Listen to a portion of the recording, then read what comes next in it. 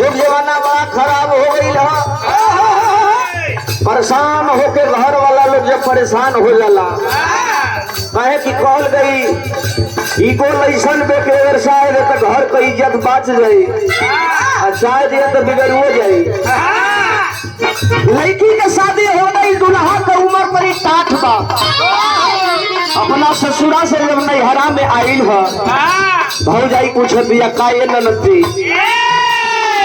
का हो ननद जी कैसे बीतल कुल ठीक ठाक बा ना? तब वो बतावत दिया हम पानी सतार बलमुआ 23 साल के